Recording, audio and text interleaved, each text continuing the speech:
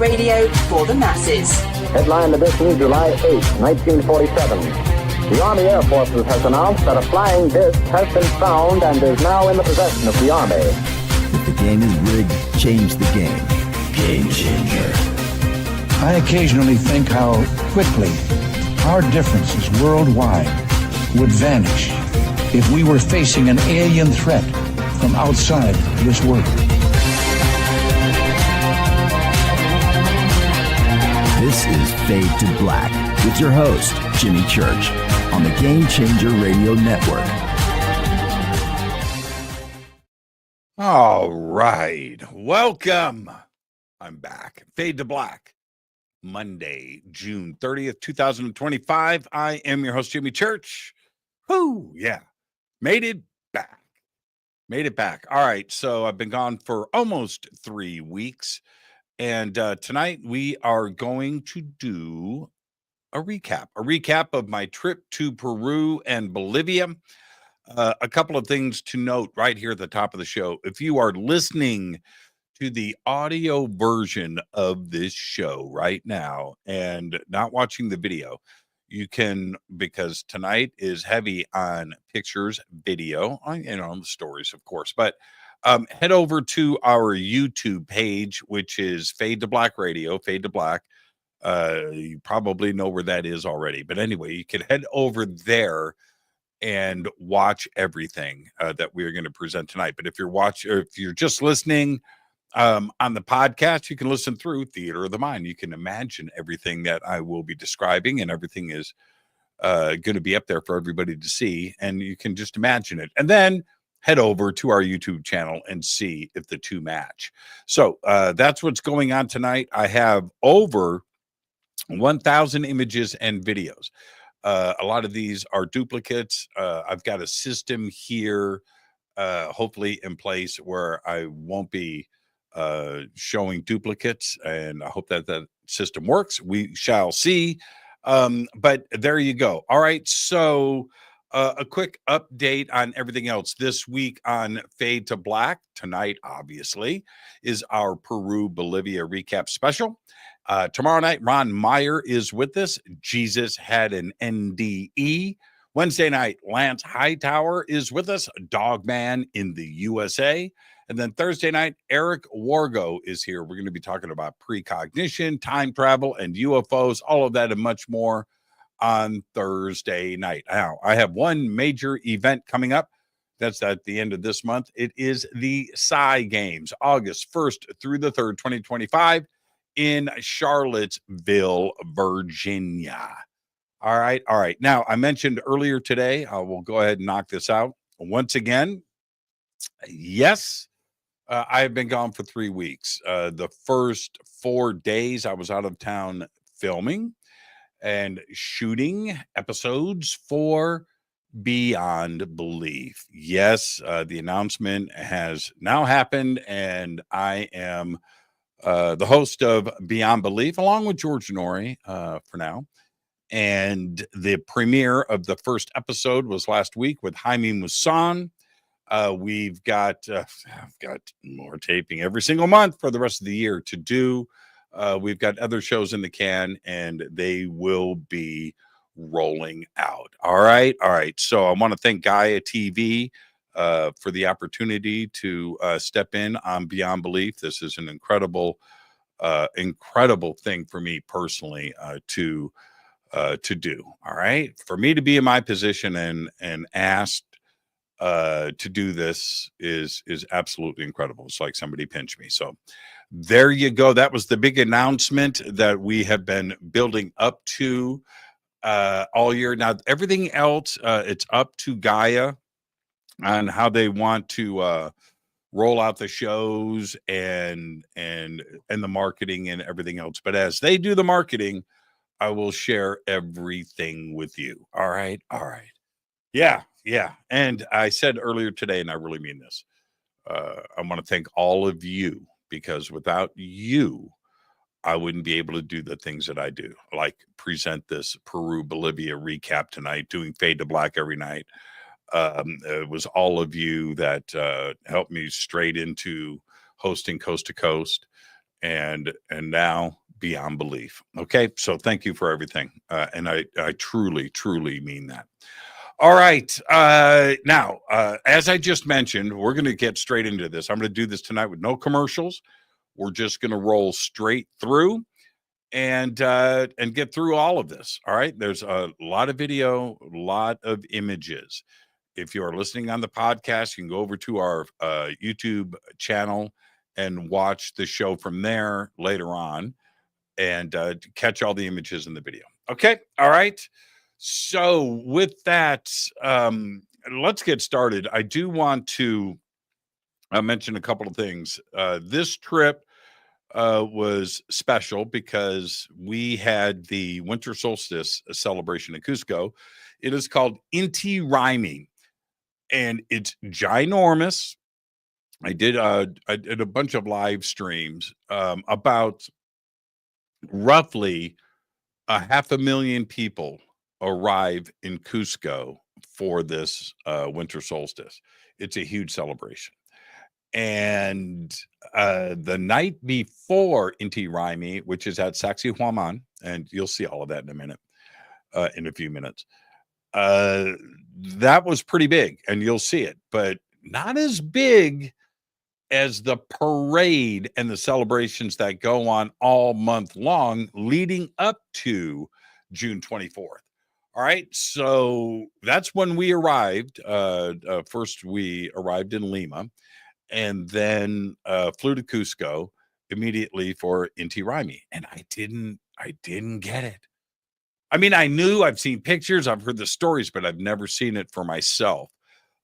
But we arrived in Cusco, and that's where we are going to start off tonight. So let's go ahead and do that. This is the plaza, the square in the middle of Cusco. And as you can see, there's one of the Spanish churches. There are two on the main plaza. And this is nothing compared to what ended up happening. But this is the very beginning of everything. That's the plaza with this beautiful Spanish church.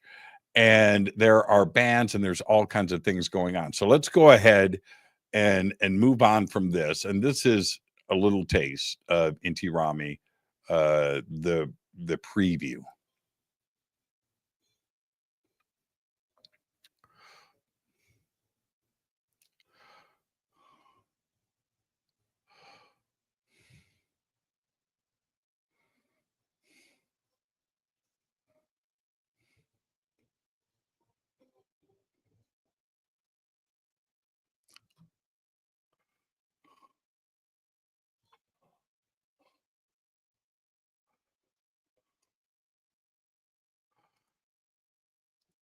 Absolutely amazing. And that's just, like I said, that's just a little taste. Let's keep going.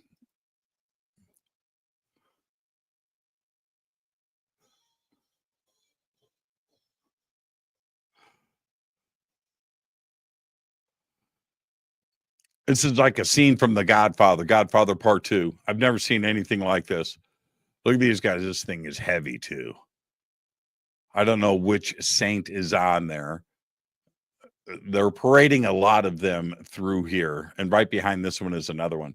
But it's just a celebration, all of the culture, everybody out in the streets, everybody smiling. And right behind it, there's another one back here. Let's see. I might have some images. Yeah, right there. It's just one after another, packed. It's a couple of 100,000 people in this square. And this is one of the things that I so enjoy about Peru is the culture is vibrant. People here, it's a different here in the United States, and I say this all the time, so I'll keep it brief. Here in the United States, our culture is just a couple of 100 years old. And it's a mix of cultures from around the world. But, I don't know, what's the oldest thing that we have here in Palmdale? Pizza Hut or something. It's different when you are out there dealing with these cultures that are thousands of years old. It's a bit different. It's wonderful to see and to witness. And so when you go and to a parade and you're seeing something like, this being carried down with so many people in the street, it's unbelievable. It is so crazy to see and to witness. And let me back out of this for a second. And this is one of the things that I appreciate from, just getting out there and going around the world. Here in the United States, if you've never left the country, get a passport and go. Even if you just go to one, even if it's just Peru or Egypt or England, Germany, it doesn't matter. It doesn't matter. Just go and pick a country and go and visit it and see the culture, eat the food, see the people, smile, laugh, and experience it. And then you'll look at the United States in a completely different way. All right. Now, like this next video here, we took a walking tour that we do every year with Brian Forrester through Peru, through Cusco. And Cusco is ancient. It's ancient. Nobody really knows how old the city is. It was built in stages for sure. You can see it all over the place. But the megalithic structure throughout downtown Cusco is extraordinary, and you see it everywhere. Let me be very clear on what I'm talking about. We have 3 distinct eras in Peru, 3 distinct. There are layers in there too as well, but 3 distinct. We have the megalithic, right? We have the Inca, and then we have the Spanish. The megalithic is first and is the oldest, and that's all the complex polygon structure wall constructions that we talk about. Now, we're going to see it here. Nobody knows how old the megalithic is. Not only how old, but how far back truly it goes. We don't. So when you say megalithic, that's the construction type. And it was there when the Inca arrived. And the Inca built on top of it. And you can see distinctly where the Inca tried to imitate the megalithic. And then when the Spanish came in and defeated the Inca were there for 100, 150 years. That's it. Then the Spanish built on top of that. And you can see the layers of construction. So when I'm talking about the megalithic, it is the oldest stuff there. The Inca stuff is great, but the megalithic was first. So let's pop up this video here. This is one of the streets in Cusco, and this is megalithic construction. And let's see, I don't know what this video is. There's a bunch of stuff here. So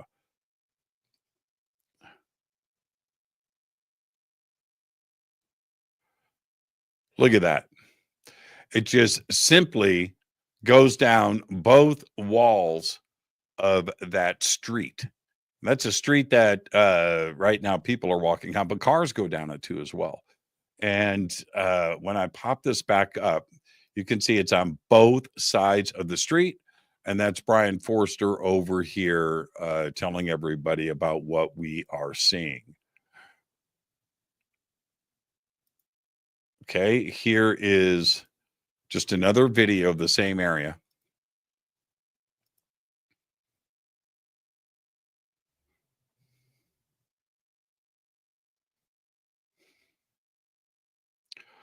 Oh, I know why there's 2 videos there. Somebody walked in front of my camera on the other one, so I just reshot it. Here is Brian standing in front of the famous 12-sided stone. Again, absolutely incredible. When you look at this and you see it all over, we're going to go through this right now, but it's these corners that I find so intriguing. How, and you see that little notch right there. It's those types of corners that confound everybody. Look at the block, that little mini block under here in this one. That's unbelievable to see and to witness. And there are so many of these throughout. Oh, hang on for a second. Throughout Peru. To give you an idea of the size of this stone, that's me. That's Brian. Just look at that. But that's not the most interesting part. So when you go up above it, look at these 4 stones right here. Boom, boom, boom, boom, 5 in a row that are all notched right here, all the way down. So everything above it has to work with what's below it. Everything has to fit. It's an incredible thing when you see it in person, and it just goes on and on and on, block after block after block after block, and you're just watching these little intricate little corners. Now, I'm going to show you here. This is a video where I just follow the line, and these are perfectly square blocks.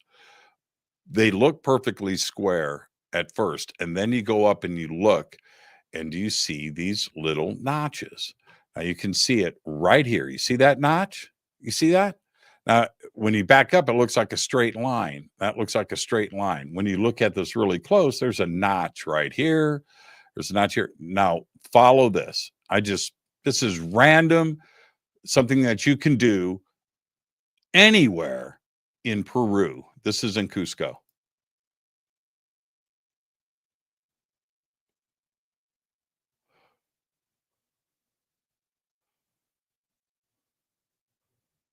Notch, notch, notch, notch. It's extraordinary. This is just random. There's one there. And this is just one set of blocks right in front of me. Look at that. Now, as I back up, it looks like those are just perfectly square blocks, but they're not. You zoom in and you take a really close look, and what do you see? You see these little tiny notches, and they are everywhere. It's one of the coolest things that you can see. And so what I had done, and I do this every time I'm with people, is I show them their first notch. Just take them up to the wall. You see that right there? You see that little tiny thing? This entire block, this entire country is full of those tiny little notches where these blocks are formed together, and then you see that little notch. I would venture to guess that there are millions of them in Peru. How the construction got done and the significance of that, I don't have any idea. Here's a series of photographs that I took. There's one.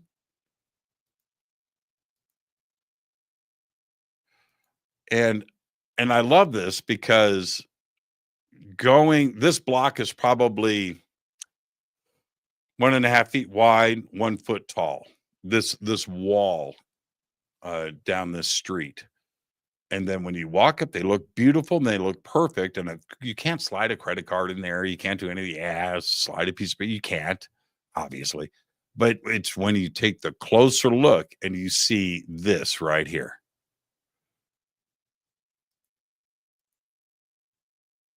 That's incredible.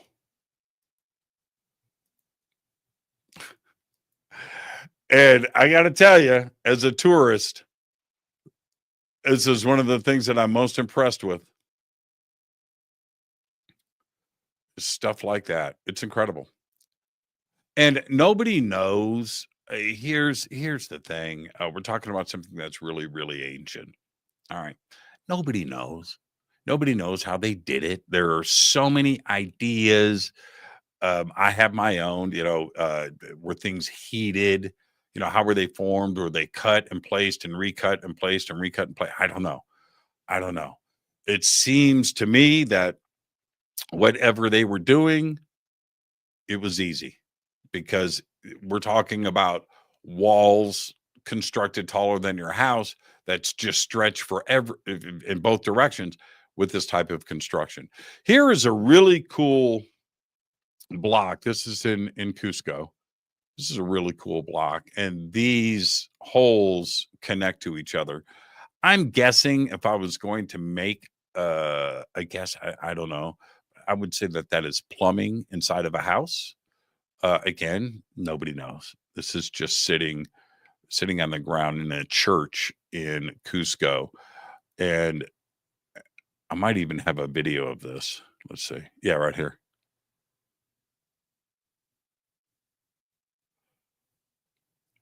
I'm guessing plumbing. That's my guess.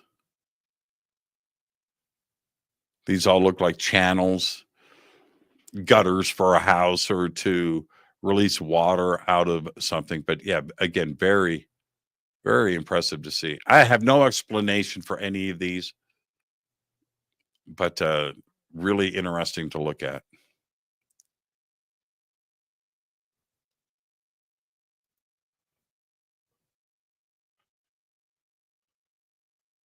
And nobody really knows. Oh, this is a shot of the Sacred Valley.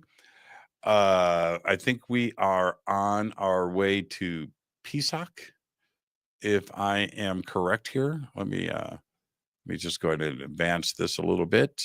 And yeah, the Sacred Valley, incredible. You can see here the terracing in the background. This is the terracing that occurs all over Peru. And this is just a little taste at the entrance of the Sacred Valley. And here we are, like I said, on our way to Pisac. This, let me show you this.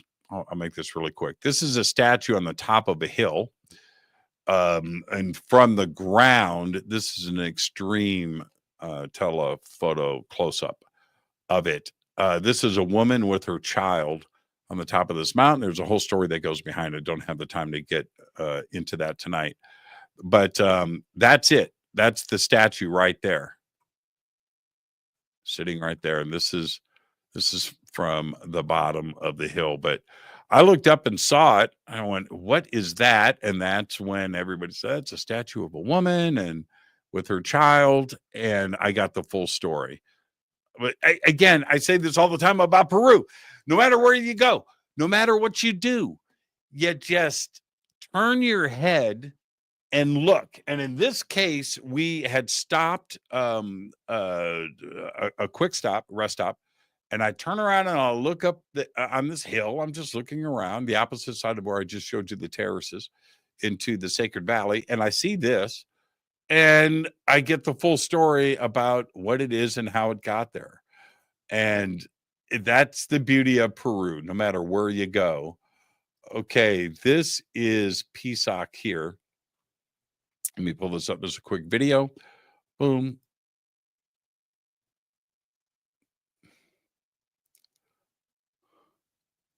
That's the town of Pisac below. I have a lot of friends that live there. It's a very spiritual place. And this is the entrance to Pisac. Yeah, this is cool. Hold on for a second. Let me pop this up. Look at that ancient terracing. This is a huge Inca fortress with the entrance, but look at that. It's just incredible to see. Now, so what they would do with this terracing, there's part of the fortress. This is a huge, huge, huge complex. This is just a little taste of the beginning of it. But the terracing itself, yes, it's on the steep side of a mountain, so they have to terrace it. But also because of the radical altitude changes that occur, as the terracing goes up, you go 100 feet up the mountain, 10 of these terraces high. Now you're in a different climate, and it's a different type of vegetable or potato or whatever it is that they're growing. That's why there are 2,000-3,000 varieties of potato where potatoes originated from in Peru. It's because of these altitudes, and they would experiment and get the correct species of potato or vegetable, corn, to grow in certain altitudes that won't grow on another terrace, higher or lower. But specifically, that's why it's terraced like that. So once they develop something that will grow right there, that's the type of potato that they grew on that terrace for that season. And it's incredible to see. And you see this all over Peru. These terraces are huge. Here's an example. If you want to see what I'm talking about here, each one of those levels is 10 to 12 feet high on its stair step, and done for climate. Done for climate. Incredible. Okay, let's see what we have next. This is the road to Pisac. Okay, let me stop this. This is an example of another megalithic wall in Pisac.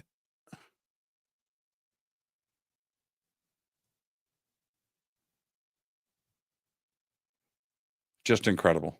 Incredible to see. This is the entrance to Pisac, obviously guarded heavily. 2 people could pass through. That's it. It's a big stone wall. You can see part of it is megalithic. Absolutely beautiful. And all of this, my friends, this is the very first day, second day in Peru. This is me and my friend Mike at the entrance of Pisac. Again, this is heavily guarded. You can't get into Pisac without.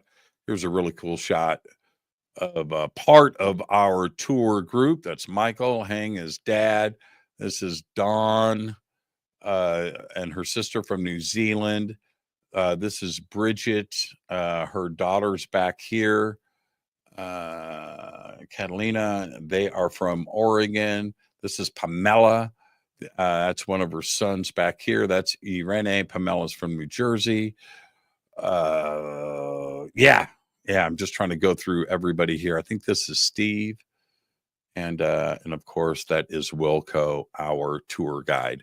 But that's part of our crew at the entrance to Pisac.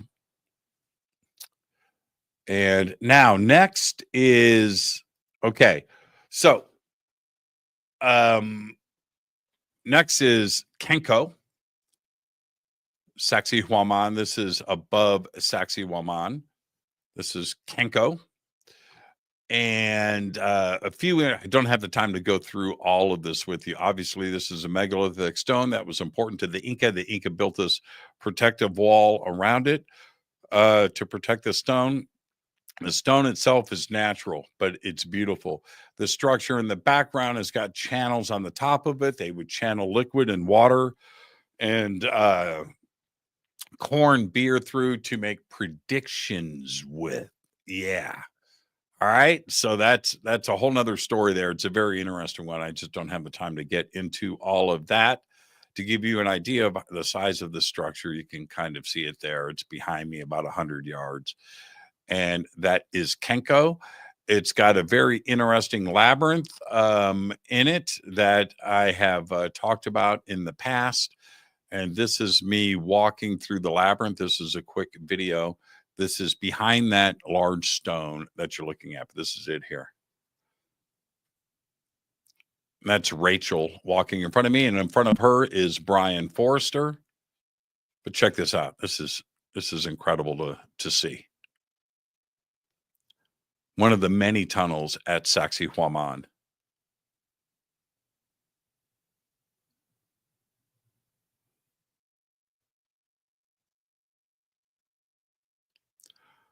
She's looking down into the second tunnel below, which you're going to see here in a second.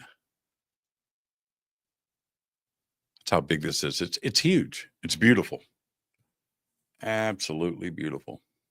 Rachel is from Texas. Her husband, Jude, he's the cardiologist that you may have seen in some of my videos. And this is the exit out.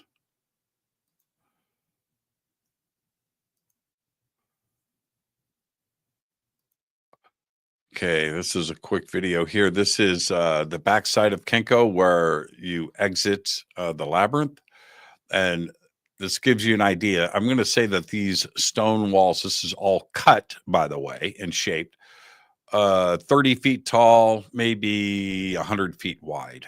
But this is it here. And you can see how it is shaped and cut. Incredible. Incredible. Okay, this is the entrance into the cave with the sacrificial table.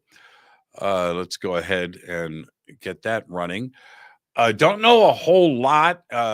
History and archaeologists, it's obvious that this is a table for something.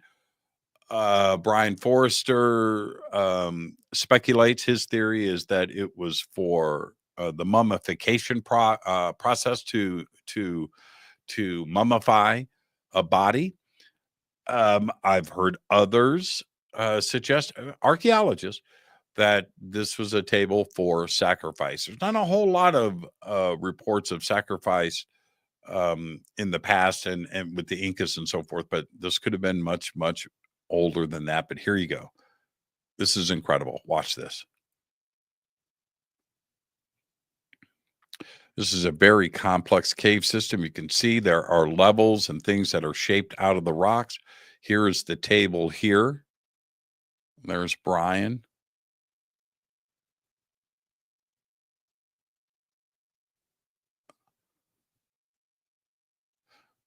It's very, very interesting. It's a very powerful piece of stone.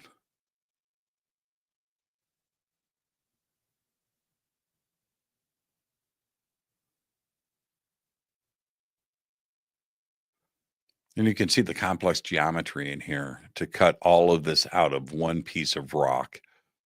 The stairs, the additional rooms, and so forth. Incredible to see. And then here is the exit. But it's stuff like this that you can see in Peru that you just cannot see anywhere else in the world. And when I suggest to anybody to go to Peru just to see this for yourself and experience this type of paradigm shift. This is me entering another cave on the way to Sacsayhuamán. I think my camera dies in the middle of this, and then I have to shoot.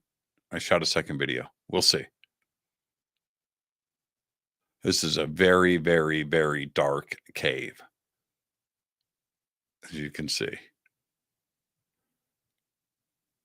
Yeah.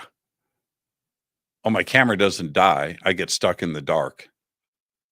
And here I go here, picking up once I got my camera light on because I couldn't see. It's very claustrophobic. It's very creepy. It's very cool. And it's very fun. It's not for the faint of heart. If you can't deal with a claustrophobic black, there's no lights in here.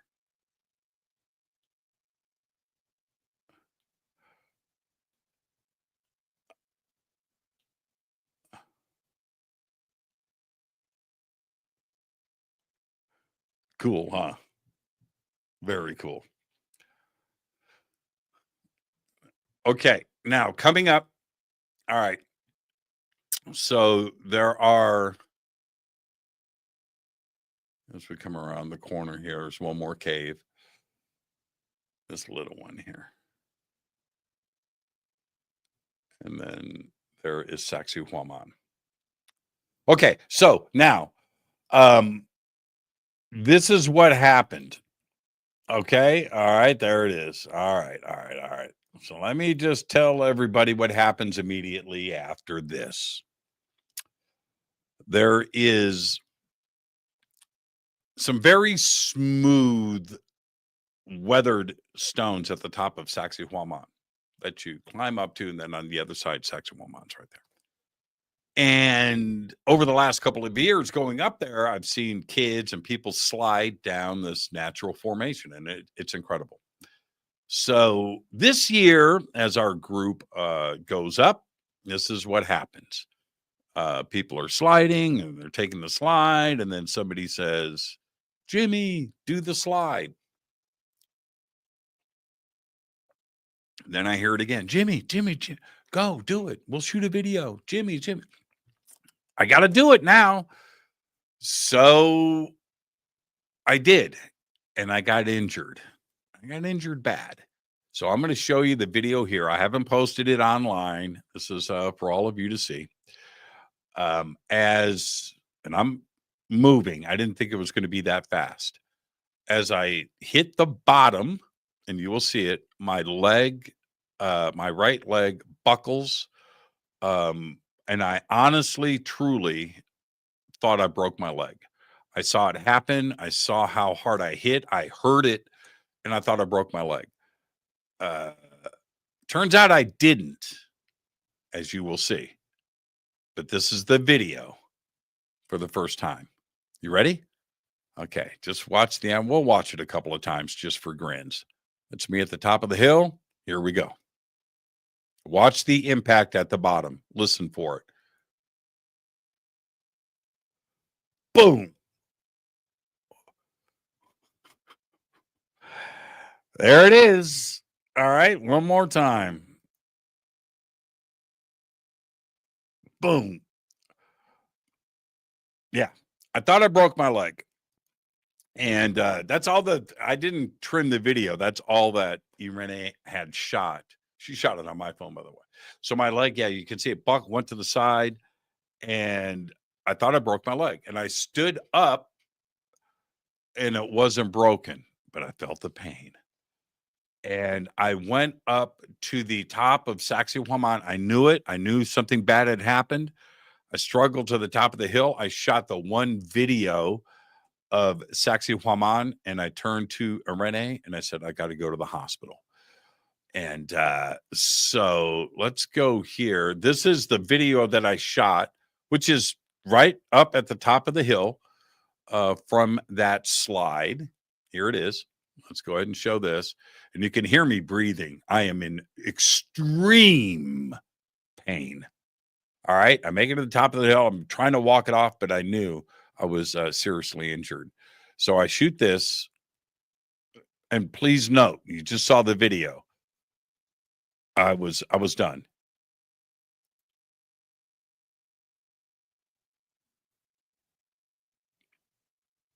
You can hear me breathing. Those are part of the stands that are built for Inti Raymi, which is going to happen in a couple of days. That's the beginning of the stage that's being built. All of this is full of bleachers and stands for everybody. They're not in here yet. But I come back around and I finish this video. And that's when I turned to Irene and I said, I got to go to the hospital. I barely got this video shot. I barely made it back to here. I couldn't stand. And I knew that I was stuck. I was stuck in here and I had to somehow exit Sacsayhuamán. And I did. We made it out. I hobbled out. I limped out and made it to the ambulance, which is here. There it is. There it is. There it is. I'm trying to smile. Look at my leg is up. I'm trying to smile. I'm in a lot of pain. And there was a doctor there. Her name was Dr. Soto. They gave me a shot of steroids or something in my butt. That nurse did, the one that you see there. And she's laughing because I was trying to crack jokes. I was in a lot of pain. The doctor was very nice. This is them taking my blood pressure. I was in so much pain, man. I was not in a good place. But I did want to bring the tour group down. You just got to power through this. This is the doctor here, Dr. Soto. She was amazing. And they were able to prescribe meds and muscle relaxers and painkillers and everything else right there off the ambulance. Had to pay for it, but she's a doctor. She prescribed everything that I needed. And I elected later not to go to the hospital. I just went back to the hotel, took the meds, and just tried to go on the mend the best that I could. But Dr. Soto was amazing.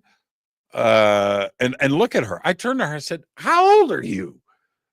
She goes, 29. You're a doctor. I'm a family doctor. I'm an MD. She had perfect English. I'm an MD. I said, you look like you're 18. She goes, yeah, I get that all the time. And she goes, I get that from my mother's side. She was very nice. But that's what happened. I hit the ground really, really, really hard. And now, here's the crazy part. Yeah, I was in a lot of pain, and I still am. It's better now. But I had said immediately, everybody was repeating over and over again. I don't want to make this about me. I really don't. But it could have been worse. Okay. I could have broke my leg and ended up in the hospital and then had to fly back to the United States with a broken leg. None of that happened. It could have been even worse than that. All I did was stretch and tear out a bunch of ligaments in my knee and tore the muscles on the back of my calf. Severely, but at least nothing broke. All right. All right. Here we are getting on an airline somewhere in Peru. I think this is flying from Cusco to Puno. I could be wrong, but that's what that is. It was just a beautiful morning. Oh yeah, look at this shot. Look at this. Look at it. That's the morning in Peru. How beautiful is that? So I think we're going to Bolivia next. And this is everybody. This is Gustavo Morales. He is our tour coordinator, handler of logistics. He is the camp counselor. He's the boss. He is absolutely amazing. I've known Gustavo for a long time. He's also an amazing musician, and he's also rides a motorcycle. But he's really, really, really cool. And his knowledge and ancient knowledge of Peru and Bolivia is extraordinary. And then you tie all of that in to his very professional tour management. He's absolutely the very, very best. Everybody, please say hello to my good friend, Gustavo Morales. I don't know where Brian Forrester met him, but or how they've known each other for a very, very long time. But when you meet somebody like that, you don't let them go. All right, this is me arriving. This is Lake Titicaca. The first, I don't know if this is in the evening. No, this is in the morning. I think this is in the morning, or is it in the evening? I don't know. That's Lake Titicaca in the background. This is the city of Puno right here. This is our hotel, the Jose Antonio, that is on the opposite side of Lake Titicaca and then faces out towards Puno. It's a very, very stunning sight to see. Here's another shot of Puno without me in it. And that is the southwest side of Lake Titicaca. All right. Okay, now here we go. All right, here we go. Here is the floating islands of Lake Titicaca. Let's pull this up. This is us as we first pull in.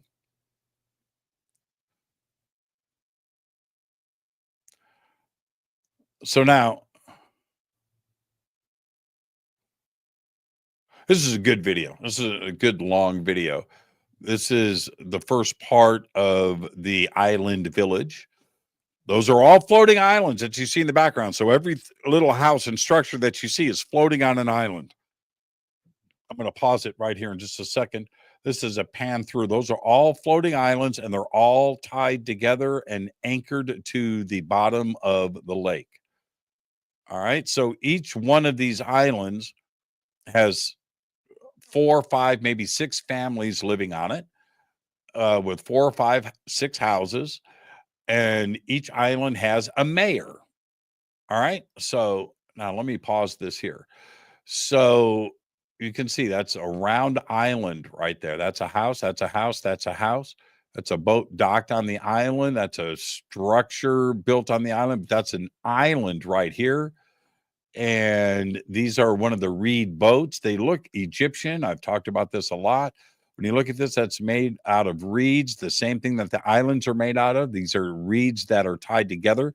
If you see this yellow arch right there, that's the entrance into this little island. That's just, I don't know, maybe 75 feet across. It's round. There's a dock in the front. That's the entrance to the island.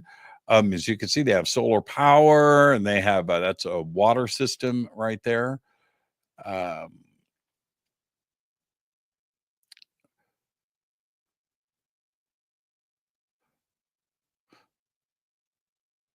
Now, again, just like anything else when it comes to Peru, is go to Peru to see this for yourself. Go see an indigenous culture that is living. Now they've got, like I said, they've got solar power, they've got organization, but they've been doing this for a long, long time. So the reeds are tied together, they're bundled, those are bundled together, the bundles of the bundles are tied together and cut and shaped, and then they layer the reeds on top of that. The island floats, then they run rope down with rock anchors that hit the bottom of the lake to hold the islands in place. Now, what am I talking about? I'm going to show you. This is an island right here. Check this out. I'm standing in the middle of it. That's our boat.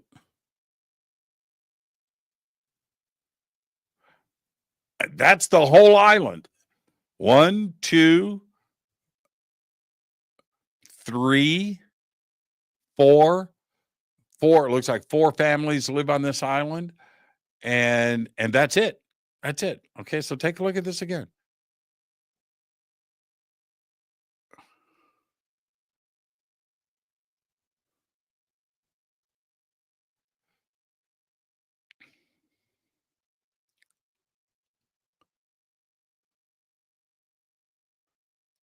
Incredible. Incredible. So go and experience something like that. It's right out of any history documentary that you can imagine, or National Geographic and Mutual of Omaha's Wild Kingdom. And you see this stuff on TV and you just wonder, is that possible to have a culture like that, living like this and existing and surviving and paying attention to their history and everything else? How do you survive? Look, what about cattle and pigs well, you've got to go on shore for so much stuff. They can do fishing from here, they can cook from here, they can live from here, they can build their houses from here. But what about everything else? What about textiles and cotton and corn and all of that is brought in from the mainland? You need to think about that. And they have to have a system in place to pull all of this off. They live on floating islands and their transportation are boats. And until very recently, reed boats. Incredible. This is after we docked the boat. This is the Devil's Dance statues there in Puno. These are incredible. I took a bunch of pictures of them. This is a very famous, popular, serious Bolivian dance called the Dance of the Devil. And these are 3 different sculptures representing this dance.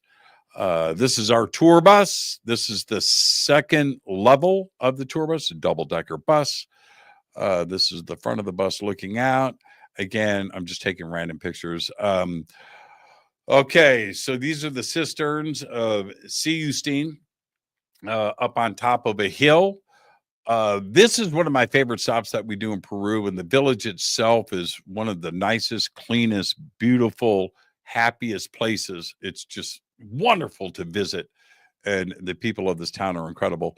And I posted pictures of Brian and I drinking coffee from here. Now, there's a story behind this image, so I'll share it with you right now. There was a cataclysm. Something happened very cosmic here. Don't know if it was a meteor strike. I don't know if it was a solar flare or something else, but the rock in this town in certain spots is completely vitrified and turned to glass along the surfaces of it. And you can see this large cistern here has been blasted out. That's only half of it. And the rest of it from the top of the hill is tumbled out and over. The reason why I was not up on the hill with everybody else is because of my leg, and I couldn't make it up the hill on this particular day. This is our crew. This is everybody.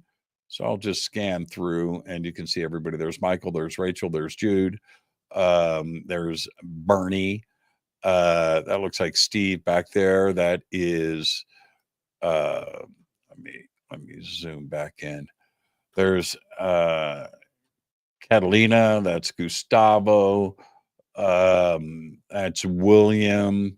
That's Yeshua and his brother. There's Pamela. This is Morna.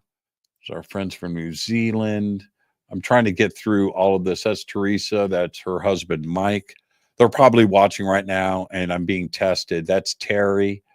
That's Richard. That's Wilco in the background. This is Mia. This is Terry's daughter. She's absolutely amazing and cool. This is Audrey here. This is Dane. And this is Dane's father. All right. I think I remembered everybody's name. Wow. I hope you guys are impressed. All right. So that's our crew on their way up the hill. I didn't go because I had a ripped out knee. Oh, here we go. But I took that other picture. That's why I'm not in it, because I'm the one that took the picture. So there you go. That's everybody. Okay. This is Brian and I at the coffee shop. He hung back with me because of I'm smiling, but now my leg is torn out. It's just torn up. This is us sitting, having coffee, waiting for everybody to come down the hill. But look at the sun. Look at this beautiful town. And there we go. So that's Sillustani. Okay. This is all of us at a restaurant. Don't need that. Now, okay. On the outside of town here, we always go to this little farm, little tiny ranch.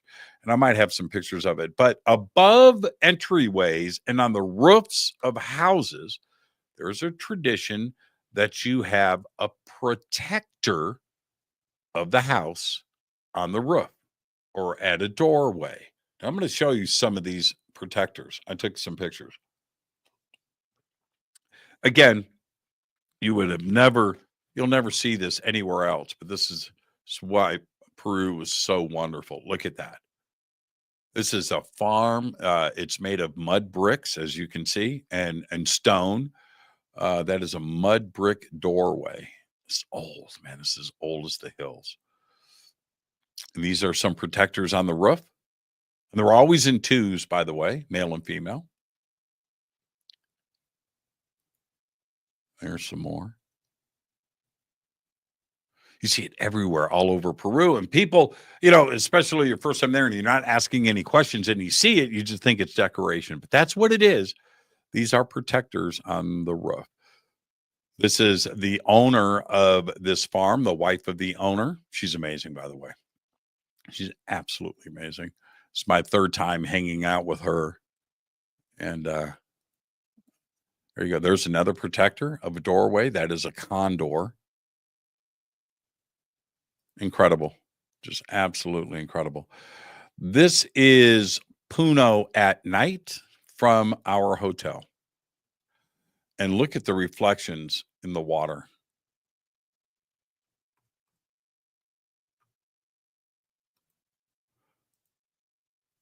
I'm trying to get through this as fast as possible. Okay, so here we are. This is Puma Punku. I've got lots of video and stuff. I'm going to fly through this. I've talked about Puma Punku a lot. This is the arrival at Puma Punku. Here we go. Now, Puma Punku dated to at least 14,000 years ago. Nobody knows anything about the site or its purpose, how these stones were cut. A lot of this is andesite. Giorgio Tsoukalos over the years has mentioned diorite. Basically the same on the hardness scale, but this is andesite from the Andes Mountains. Very hard stone, but how was it cut without metal or technology that we know about today? We look back at Puma Punku with a modern set of eyes, and so we're imagining, well, wait a minute, this is before the Bronze Age. How they didn't have tools or metallurgy. How did they make these intricate cuts and these holes and these drill holes and these right angles and smooth surfaces, which it's all over the place. It's everywhere in Puma Punku. And you see it all over Peru, but certainly this spot in Bolivia, Puma Punku, is unique. And so to have a date of 14,000 years ago, that pushes back everything that's before Göbekli Tepe. And how is it that any culture back then could carve out of stone with the resources that they had? They didn't have any trees. This is the high desert. This is at 13,000 feet. So there's no trees. There's barely any vegetation at all. And so what do you have? Chicken bones, I don't know, cow bones, something. I don't know. But this is a series of shots and videos for Puma Punku. I'll describe it as we go through. You can see the H blocks. This is at the front entrance of Puma Punku. This is one of the excavation sites at Puma Punku, just to give you an idea. They've done limited excavations there. Most of it they've just left. So when you look at a site like this, those are the excavation walls right there, okay, from the archaeology. But in the middle, you can see stones that have not been dug up yet. They're just sticking out of the ground right there. How big is that? I don't know. These are just stones in the ground. And many places in Puma Punku, you trip over stuff. You're walking and you kick something in the ground like this that's just sticking out. How big is, what's on the other side? I don't know. The archaeology has just stopped. There's again, representative of the portals that I talk about a lot. This is a lentil stone on the top of a couple of other stones. Look at this curve. Look at that. There's the first set of H blocks. This is when you first enter Puma Punku. And I love this because the doorways, the portals that I talk about that are all over Puma Punku, there's one right there. You can see the lentil stone. You can see the carving.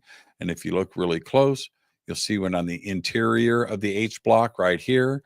There's probably one inside here. Yes, you can just see it. I have plenty of photographs of this as we move along. It's one of the most fascinating aspects of not only Puma Punku, Tiwanaku, but even Egypt. I have photographed these portals all over the world. I've done a lot of presentations on this. Here's a video of me walking around Puma Punku. And let me see if I can get some audio up. I don't know what I'm saying or anything. Oh, the audio's down. Look at how flat that is.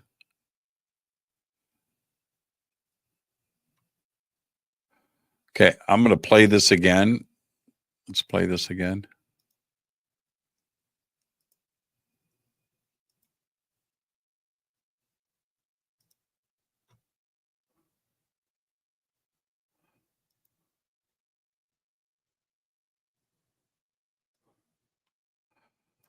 Now, when I pull the camera down right here, you can see that's 30, 40 feet down flat. Look at that.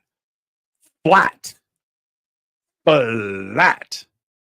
Flat. All those stones, and these all interlock together. And these are ginormous stones. So I'm just going to roll through this. There's a key lock right there. There's another key lock right there. There's another key lock right there. There's another one there. There's another one here. There's a couple of more over here on this side. So we have 1, 2, 3, 4 giant stones here that all fit together. And then they fit together with the stones next to that. These stones each are about 3 feet thick, 10 to 20 to 30 feet wide, 10 to 20 feet tall. It's huge and just billiard ball flat. It's just incredible to see. So I've got a lot of those. Here's another H block, one of many. You can see the portal here. Brian seems to think that this is like a quarry mark or a mark from the artist. I don't think so. And my take is I think that's a portal. I've seen them around the world, and there's plenty more to see in tonight's presentation. But there you go. There's an H block. There's a video of some H blocks. I can pause each one of these, and you will see a portal right there. All right, so let's continue down. This right here, this is a triangle symbol on this one stone that is unique only to this particular stone in all of Puma Punku. Don't know what it means. I've got some other photographs of it. Down here is another portal. There it is. It's the same symbol that is on the inside of the H blocks. Let's continue.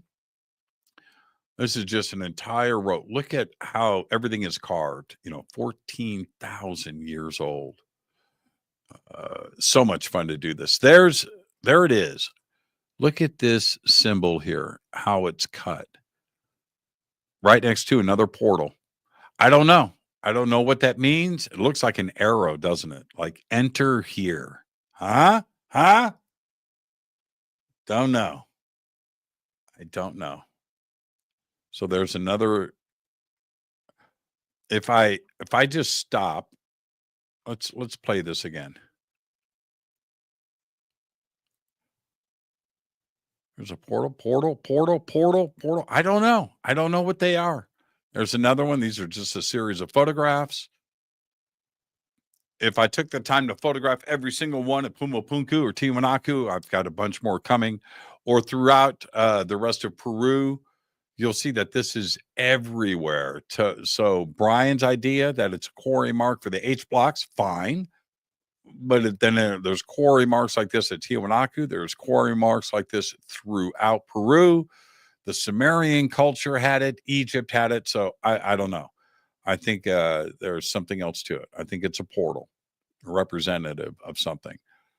So I photographed a bunch here. There's another one. There's another one.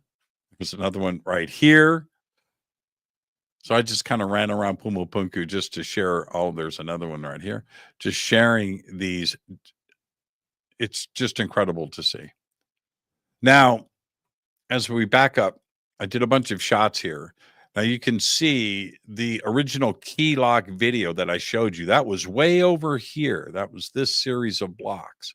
But you can see they all come down to this side of Puma Punku, and these all lock together, and you can see that they're shaped together. Now, to have it, is it the floor of a giant temple, or is it the wall of a giant temple? If it's interlocking, why interlock the floor? You would place it on the ground and they wouldn't move. You wouldn't necessarily need to lock them together. Maybe you would. I don't know. Nobody knows. But when you see here how far it goes from here to here, and each one of these locks together and it's placed together like giant puzzle pieces. The depth and the thickness of this, let me go to this next shot. You can see here, these are slots. This is a slot. 100 yards long of slots, just 100 yards. So if these were all tipped up, were the walls tipped up, and were these the caps of the walls? I don't know. Was it supporting pillars coming up this way? These slots and these giant stones, These stones here with the slots in it are about 6 feet thick, 40 feet wide, and 10 feet deep. I might have some others. I do have some additional shots of these stones, which are different than the wall stones that are here. All right. There it is, right in a row. Look at this. Look at that. See the slots? See how they go all the way back? This is where the keystones were, back here. All right. All those keystones. All of this locks together all the way down to here. And then you have this. Yeah, it's incredible. Incredible. Look how thick, from the back side of this, you can see how thick this is. It is super thick. Super thick. That's the back of it. That's how thick this stone is. Those are the slots right here. But look at this. That's one stone. That's the slots. That's a person right there to give you an idea of what we're talking about here. And then look what's below.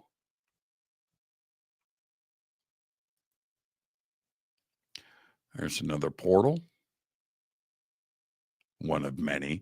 Now, the reason why I took this picture, though, if you look closely, there is writing. Now, it's been talked about a lot. There's no writing. There is no language at Puma Punku. There is nothing there. Really? What is this? You ready? Look at that. That looks like writing to me. Let me back up here. Right here.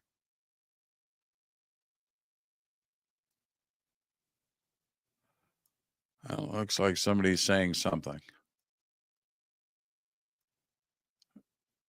Nobody talks about it. Hasn't been deciphered, but that's very interesting to me. And it's right there.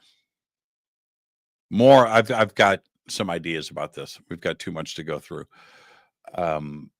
Yeah, these symbols here are incredible. But if you look up here, we've got more. You know, how is it that they made these types of cuts in andesite? Look at that. Look at that. Now the stone next to it, this one was probably deeper underground. This one here is a little more damaged with surface damage. And you see that a lot in Puma Punku, where you'll see one stone that is nearly perfect and one that is weathered.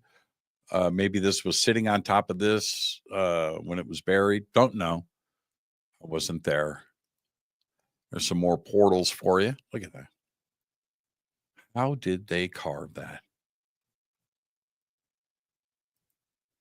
There's another portal. I love my portals, everybody. I will go and shoot these everywhere. There's another one. Here's a video of a bunch of portals. There's one there. There's one there.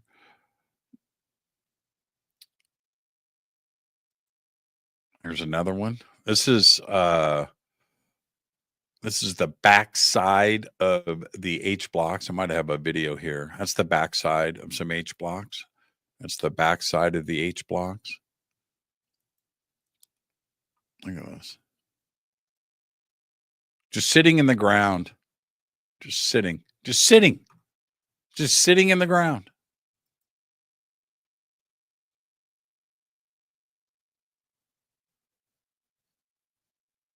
What is the purpose of that? Those kind of look like hinges. Was there something on the inside? I don't know. I just don't know.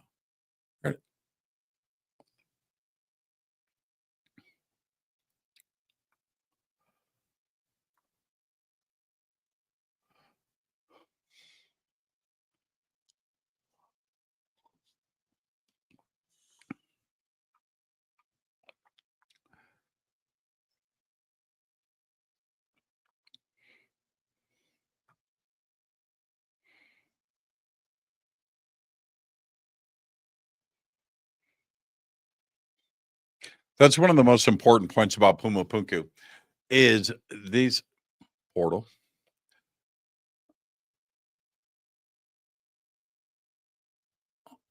Drill hole. Is that we're looking at the stones as they were pulled out of the ground and they just placed them in a row. That's it. As they excavated, they just popped them in a row, and this is where they are sitting now.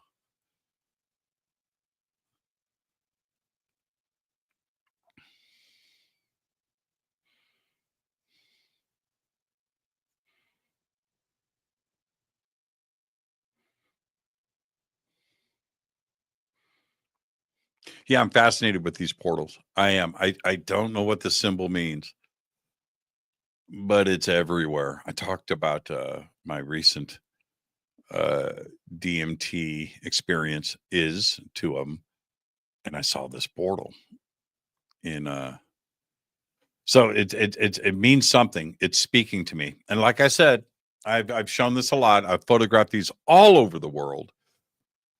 Other researchers, I don't know if they're making the connection or they don't talk about it because they can't figure out or theorize why. All I know is I see it everywhere. And once I point it out to you, you are going to see it too as well. There it is there.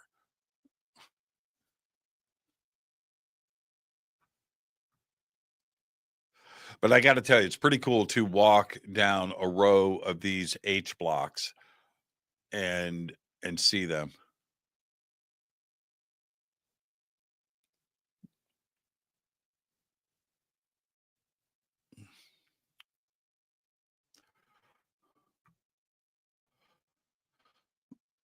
So let's continue.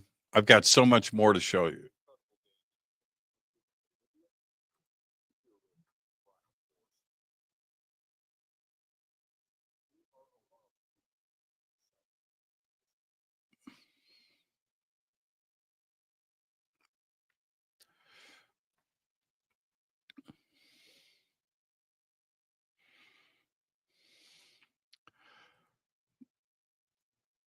Here is one of the rare symbols at Puma Punku. This is a snake. There's something else here. There's also a spiral here, but this snake is pretty unique. It's pretty cool. And there is a spiral symbol up here.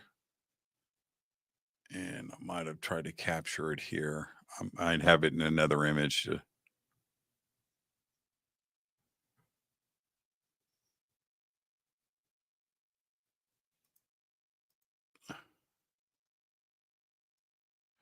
So here I am just showing you these interlocking blocks, and I wanted to put together a complete video for narration later, but there's the key locks there, and that's what I'm doing, is showing you all of the key locks throughout this first set of stones. Okay, this is the backside of Puma Punku. Remember, Puma Punku is not just the H blocks in the front. It is a huge square-shaped temple complex. On the backside, it is theorized that Lake Titicaca was higher and went to the back stairs of Puma Punku. There's a stairway that could have been leading down into the lake when the shoreline was there. This is a series of shots. The H blocks are back up over this hill straight behind you right here.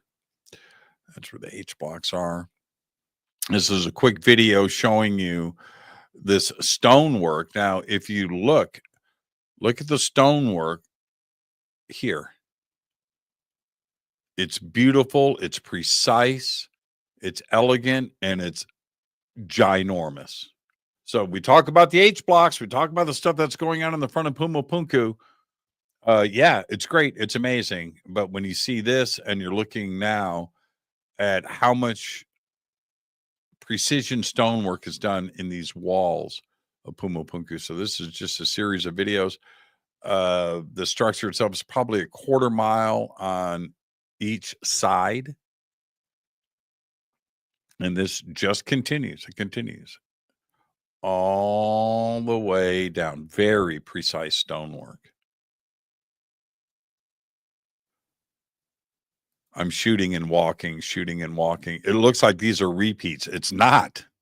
You can see how the stonework on the second level is repeating. This is a tunnel. This is a cave at Puma Punku that goes into the hill. Again, not talked about a lot. There's the entrance to it right there. And yeah, it's pretty cool. There's some pigs on the outside of Puma Punku. Yeah. This is just a stone in the ground in Puma Punku. I don't know what it is. Look at that. It's just sitting there. It caught my attention, so I shot a video. I don't know its purpose. I don't think anybody does, but there it is, just sitting on the ground. It's one of the beautiful things about going to a site like this. When I say you can just trip over stuff, here's an example of something that I tripped over. There's another stone there. Now, this is the backside of Puma Punku. Let me freeze this. The cataclysm, the event that I was talking about earlier, something tumbled all of these. These are huge blocks. So as I'm walking past, these are huge carved blocks from the wall that are probably 2.5 feet thick, 4 feet square. I don't know how much they weigh. They're ginormous, and they are just thrown about on the backside of Puma Punku. Now, this is me walking through this field of tumbled stones. Check this out. Oh, let me back up.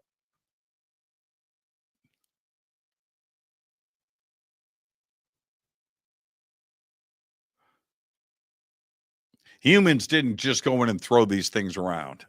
And if you look really close, you can see how intricate some of the carvings are on these stones, but they are just cast about. And were found just as you see them now. So I don't know if it was a tidal wave, it was a tsunami, if it was a meteor, if it was an asteroid, a comet. I don't know. I just simply don't know what caused that kind of destruction. This is the shape of Puma Punku. This is a map on the backside. This will give you an idea of the site and its shape. and it is truly ginormous.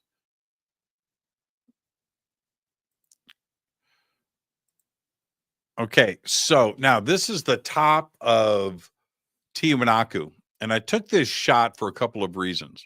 So let me put this up. In the background, right here, that's Puma Punku. Okay, this is the top of Tiwanaku. It's across the street. This is the pyramid of Tiwanaku. Okay, this is a museum here. It's a restaurant back here that you can eat at. It's a very small part of. These are cars, tourist vans. As you can see, there's like a half a dozen. This is the museum here. But if you look in the background, that's Puma Punku. Okay, and this is the entrance to Puma Punku.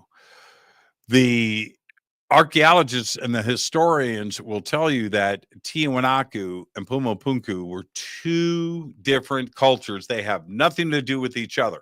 Well, that's a bunch of bullshit. Remember the portals that I just showed you all over Puma Punku. Okay? Now let me show you what I found at Tiwanaku. Here we go. So here we are. Top of Tiwanaku, looking at Puma Punku that supposedly have zero connection. And I'm looking at them. What do I find? That's at Tiwanaku. There's Puma Punku. Then I walk over to this next stone. There's another one right there. Oh, they're not connected. Well, it's bullshit. They're lying to you. Here's another one. This is another separate stone at Tiwanaku. And to tell me that these cultures aren't the same and are not connected, that's a lie. That's a lie.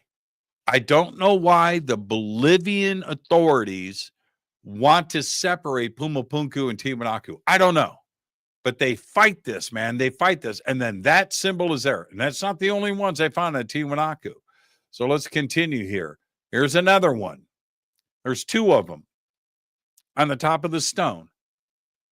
Look at that. Okay, this is Tiwanaku. I'm standing on the top of the pyramid. That is the big square over there in the upper left-hand corner. That's the Temple of the Sun. Here is the temple pit with all of the faces of the cultures around the world. There's only a few people at the site today. And if you back up, that's our tour bus sitting there waiting to pick us up on the back half of the site. But that is Tiwanaku, and it'll give you an idea of the size. It is beautiful. Tiwanaku is just mind-blowing. This is the backside of the pyramid at Tiwanaku. Beautiful construction. These walls are huge, huge, huge, huge. Ah, look at that. That's on the backside of Tiwanaku. This is a stone that is just sitting there in the grass. And look what is on the back of that stone. Yeah, no connection to Puma Punku.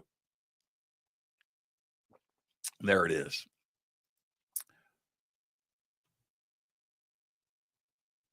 There it is. And it's just a stone that's sitting there and in the middle of the grass, but I caught it. I caught it. I don't know what this is here. Oh, this is another shot of that stone.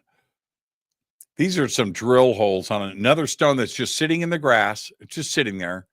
But the precision of these drill holes is just, it's mind-blowing to see how smooth. Look at that.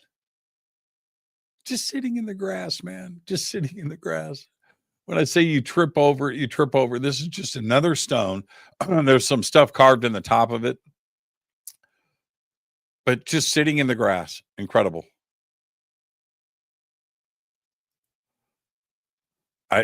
This is Gustavo pointed this out. Hey, man, these arrows. So there's Gustavo, my man. This is at Tiwanaku. I took this picture. Why? There's a key lock right there. So that stone was locking into something. Again, this is just sitting in the grass. You have to stop and you have to really take note of things. In most cases, you're just going to walk past this, not even look down. But if you do, you're going to find something interesting like that.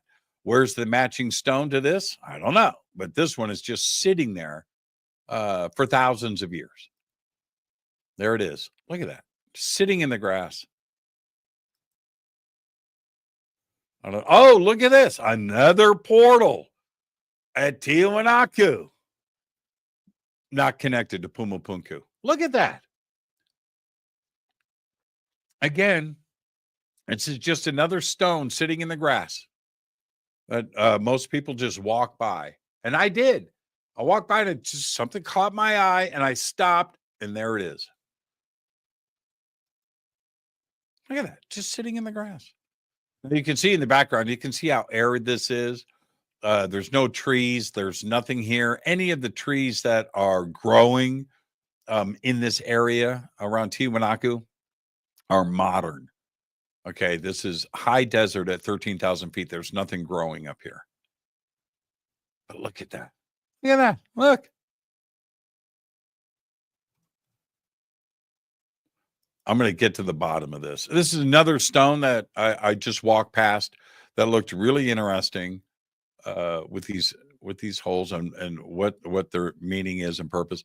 Here's the famous temple with all of the faces of the cultures from around the world. And of course, the one of the alien gray. But if you look at all of these, they're all different noses, different bridges, different eyebrows. Some have hair, some have beards. Some have turbans, some don't. Some look Asian, some look African. It's pretty incredible to see. Look at that face. I mean, what? I don't know. Some of these are pretty incredible. I took a lot of pictures before I run out of time tonight. There's the alien gray right there. There he is. And a lot has been made of that particular stone. There he is. That's me. I mean, compared to everything else there, yeah, it is definitely interesting.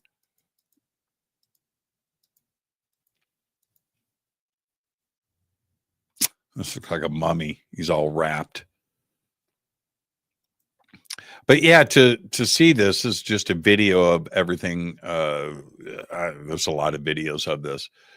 I think it is proof that there were many cultures from around the world, transoceanic, that was coming through here, and people met up and talked and spoke. This is the Sun Gate. This is the entrance to the plaza. Beautiful picture. You got really lucky with that. You're not allowed to go up here. There's lots of guards and stuff, so you can't go up there. But you can see the weathering and the wear on these steps. I find that interesting. Some of it's square, some of it is not. Is it from rainwater over the years? Is it from oceans? Is it from something else? Is it from a flood? I don't know. But anyway, but look at this. This is lined up with the sun. And as you can see, this is the winter solstice too as well. So we've got a pretty nice alignment happening with the sun at this point. And yes, I took that picture. This is straight off of my phone, straight to you. There's another shot of it there. Again, see how this step is square. This one is completely rounded, and so is this one, the one here. But you're not allowed to go up there. This is as close as I could get to it. But what a beautiful picture. The construction is just incredible. This is one of the columns at Tiwanaku. Now, this one always has reminded me of Göbekli Tepe with the arms and the way it comes around. You can see that there's a belt right here. And there's the hands, one on the belly, one on the heart, and there's the face. I love this. I love this particular statue. Pretty incredible. And it's big. It's big. It's sitting in the ground. It's probably 15 feet tall, 3-4 feet wide, 1.5 feet thick. That's Rachel back here by herself, getting soaked up by the sun. She doesn't know this, but I was taking this picture of her. I took this one too as well. I zoomed in and I sent that to her. But she stood there for about 15 minutes, just getting her sun on. Okay, so we have now left Tiwanaku. It's one of the glaciers in the background. I'm not sure how many feet this is, but I'm guessing, this might be This is 15,000 feet, I think. I'll tell you now. No, this is not. This is another glacier. But look, yeah, this is 15,000 feet. And so, yeah, this is just an incredible shot. 15,000 feet, not much oxygen up here. This peak in the background right there, you can't see it, but that's covered in snow. But remote, man. This is 15,000 feet. That's a church right there, Catholic church at 15,000 feet is coming in and marking its territory. 15,000 feet, this is the highest freeway in the world at 15,000 feet.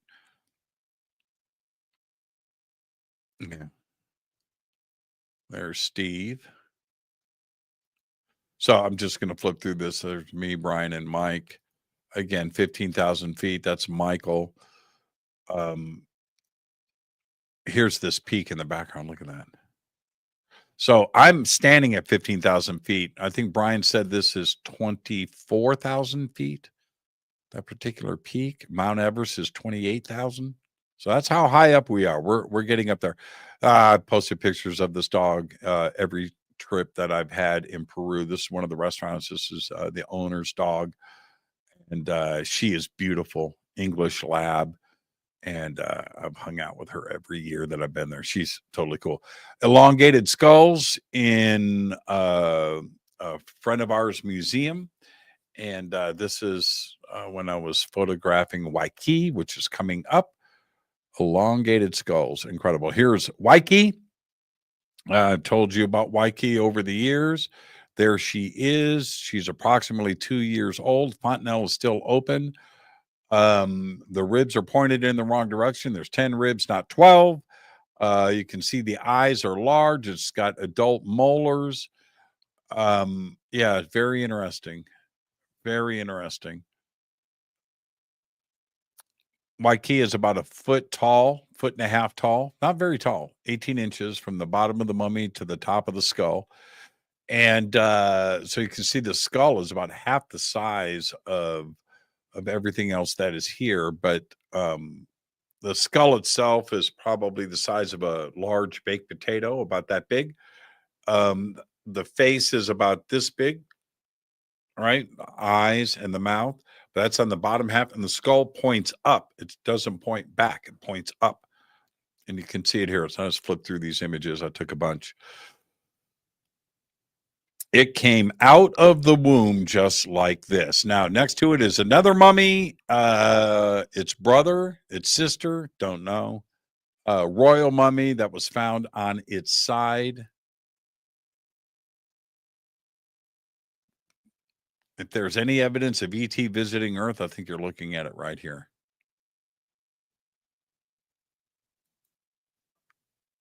This child was born this way. That's not boarding or anything else. You don't have the time. It's only about 2 years old. But you can see the shape of the skull? It goes up. It doesn't go back. It points up.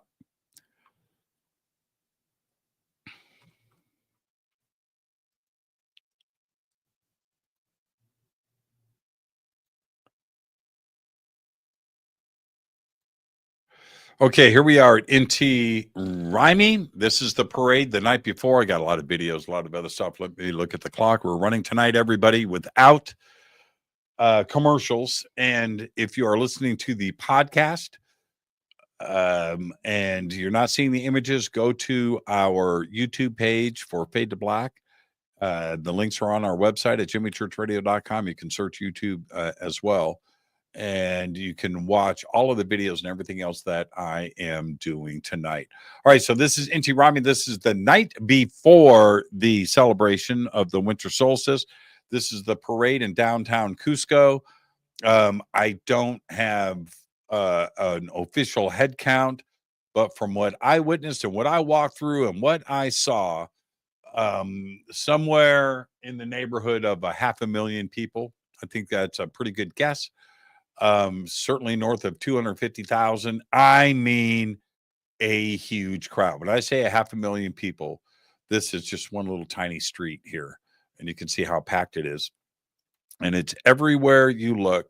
Every street is packed. This is from our restaurant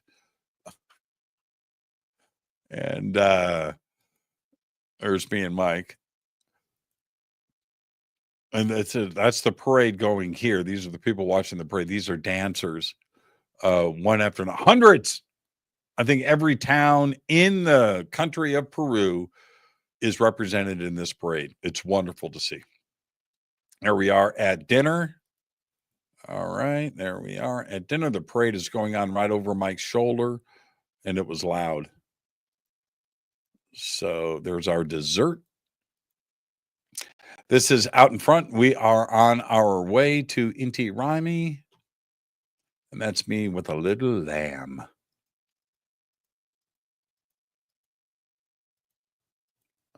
I'm just scrolling through as fast as I can.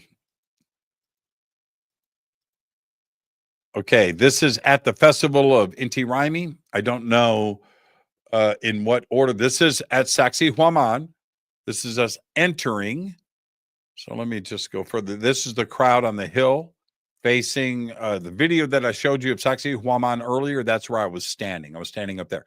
Remember when I hurt my knee? That was right on the other side of this hill. Right there. That's where the slide is that comes down on the back of this hill. So the video that I shot of Sacsayhuamán was from this vantage point. As you can see now, it is covered with thousands of people. These are the stands, and we are entering the stadium for the celebration. Let's just continue here. This celebration has started. This is from our seats. Breathtaking to see, by the way. I'm wondering why the video's not popping up. Yeah, now you can see here on top of the hill, these are the flag wavers. These guys are blowing conch horns. There's like, I think there's like 6. 1, 2, 3, 4, 5, 6. Incredible to see, by the way. Incredible. These are musicians here, mountain flute and drums. And they come running in, man. They come running in. This is all coordinated. There's different groups represented. There's one back here. As you can see, this is Sacsayhuamán. You can see the wall right there. Okay. And this is us sitting in our seats here. Look at that. Just incredible. Incredible. Incredible. The coordination, the choreography. Huge. I don't know why the videos aren't popping up. Okay, this is this is after Inti Raymi. Okay, so yeah, we left. All right. So I don't know why the videos aren't popping up, everybody. That's weird. Maybe they didn't download, because this is now back in the Sacred Valley. And if you remember last year, I posted a picture of this woman right here making her shawls down here. Remember that video? That's her. And I bought some of her stuff this year, but that's her. She was right there, and she remembered everything. This is her daughter, and it was great to see her again and to talk. This is part of our hotel. The hotel is built like a village, and inside of the hotel, it's a huge resort. This is the church that is there. Beautiful, with the mountains in the background. Incredible. And this is my favorite hotel in Peru. This is Naupa. That's the cave right there. Naupa Iglesia. And incredible. This is probably one of the most spiritual places in all of Peru. This is Brian Forrester's favorite site, and there's reasons for that. This is us hiking up. It's a treacherous hike. It's not easy. The cave is shaped like a V. You can see it there. That is the entrance to it. This is the stone wall on the outside with portals. I'll show you that in a second. But this is us approaching the cave site. This is the view of Naupa out of the cave across the valley. You can see how beautiful it is and how steep these red granite walls are. That's at the entrance there. Okay, this is this black granite block with these 3 portals, 1, 2, 3, where two people stand, one sits. You put your arms here. I'll show you that in a second. And then you do the ceremony. That's carved out of one block. This is in that V shape. This is inside of the cave. Very spiritual site. And this is huge, by the way. I'm going to guess and say this is probably 20 feet across. There's a better shot of it there. This is from the inside of the cave looking out. And now look at these portals. Look at that. Huh?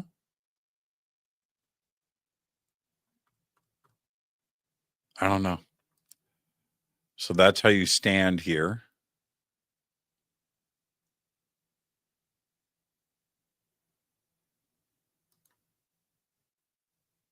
This is Mia. She's 17 years old, traveling with her parents, and Terry and Jay. And so to have a family do this ceremony is pretty cool. Pretty cool. Mia got a taste of being enlightened and going through a spiritual process.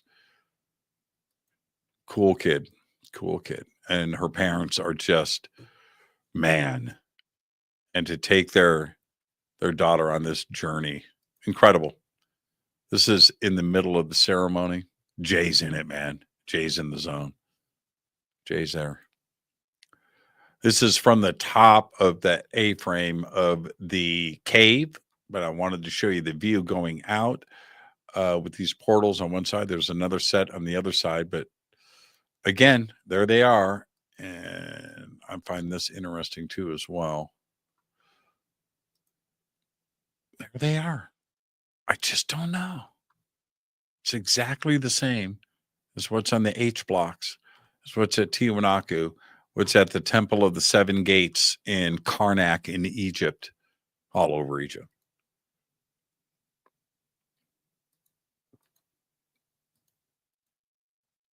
Another ceremony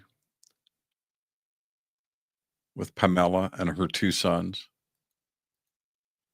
It was a good meditation. This is the stairs going up the cave is back here in the background. I got to tell you, when you had these megalithic stairs like this that go up, which seems like forever, there's no railings, there's no handrails, there's nothing.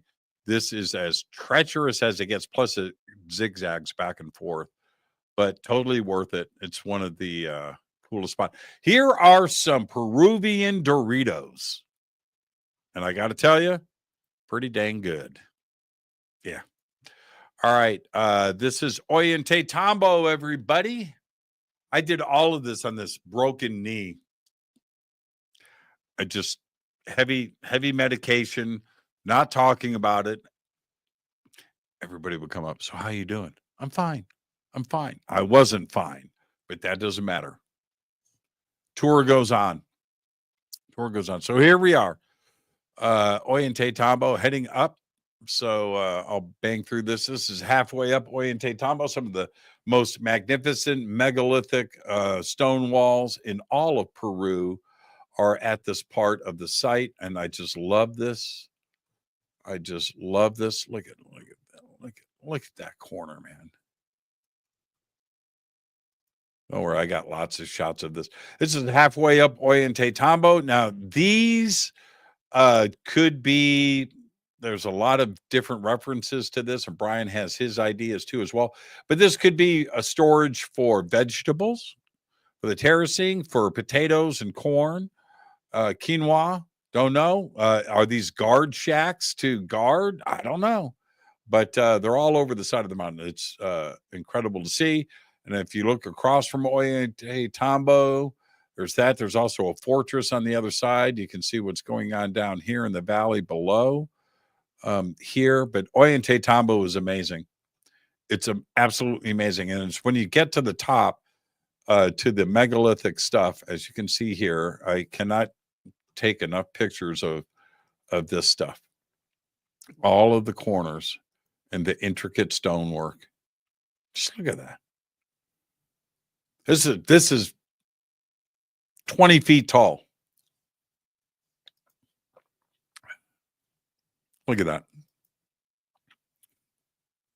I mean, you just look and it's like, how? And this is on the top of a mountain.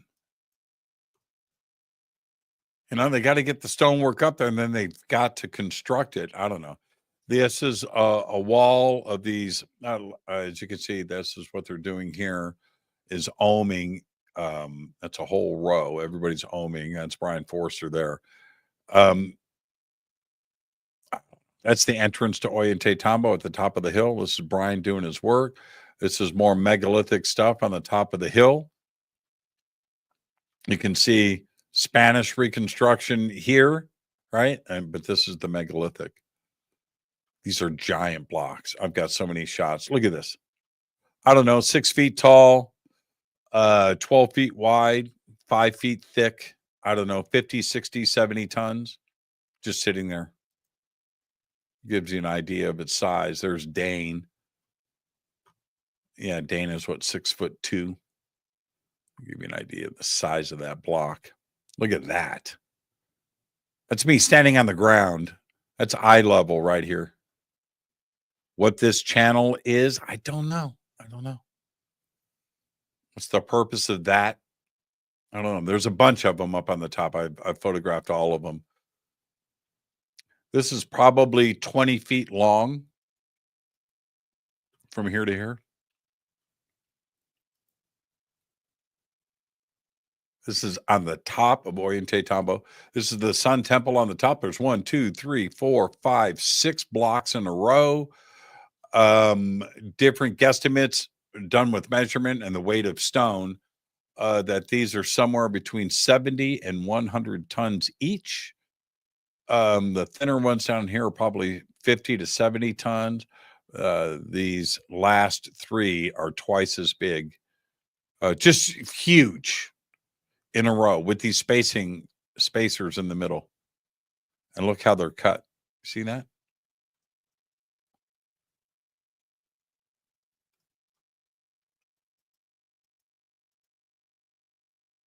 Incredible.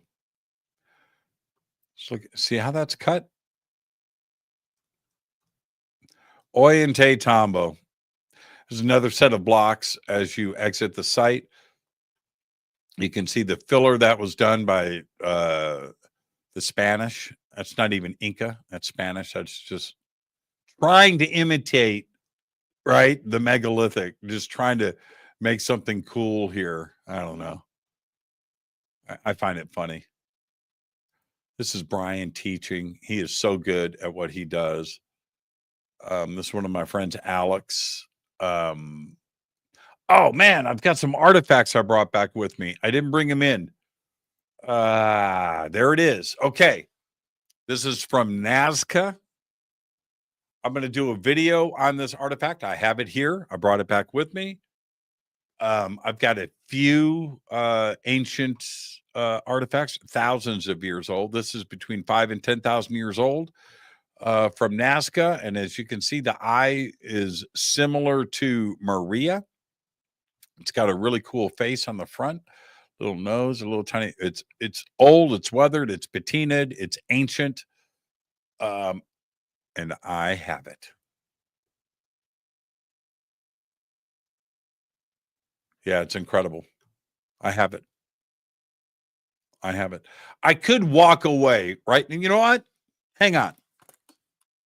I'm going to go get it.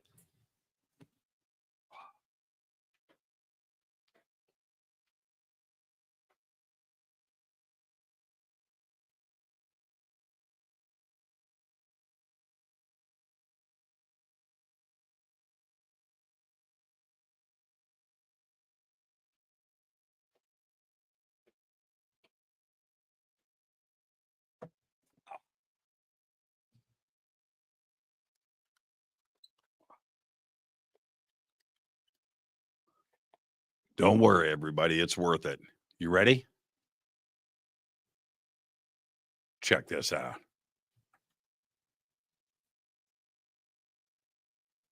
Look at that.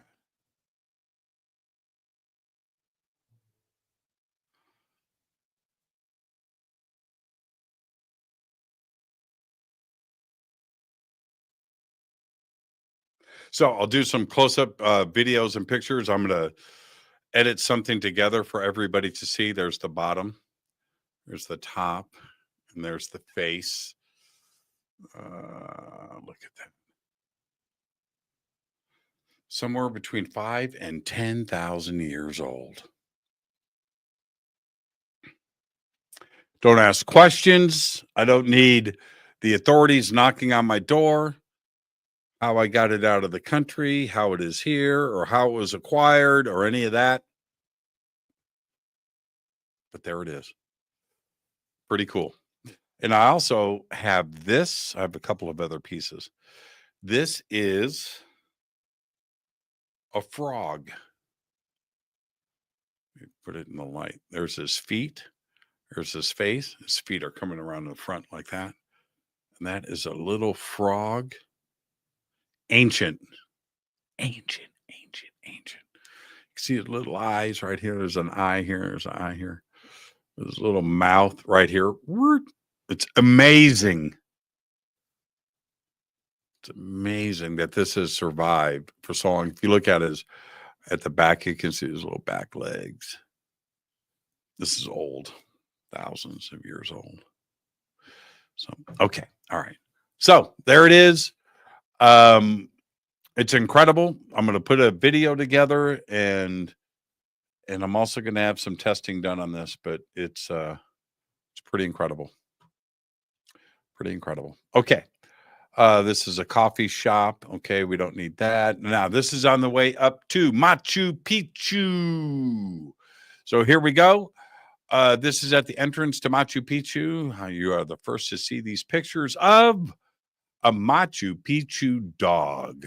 They love sleeping and they've got it made. And if you look, his collar says Machu Picchu on it and he is just happy. He's just asleep. Now standing around him, oh, his collar says Machu Picchu on the top. Standing around him is like 5,000 people, but they're just walking. He said the entrance of Machu Picchu. This is the most touristed site in all of South America. It's incredible. It's all of that. And there's a lot of people there.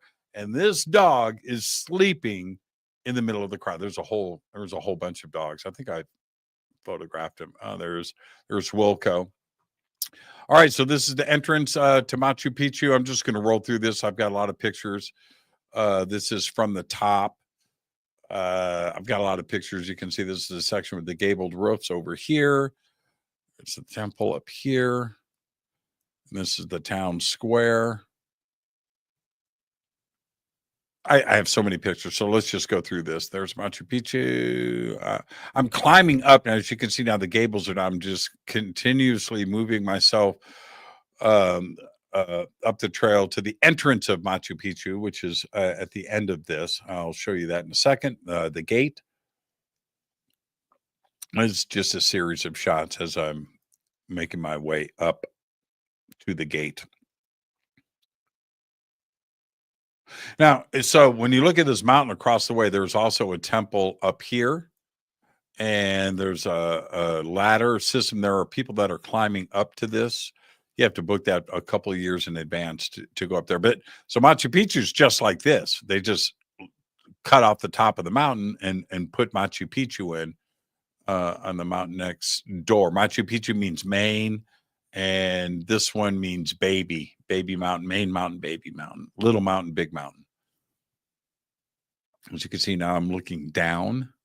So I'm making my way up the mountain to the temple gate. There's Gustavo and I. Gustavo's the best. Now you can see the gables are now below me. Look how beautiful that is. Just incredible. How they did it, I don't know. The megalithic part, which we're going to get to in just a second, but to understand that this is built in stages. This is probably Inca here, but that you're looking at, this is all Inca. But then you have all of the megalithic stuff, which is much, much, much, much older. And I will show you all of that in a second. But this is just incredible to see. Look at that. Incredible.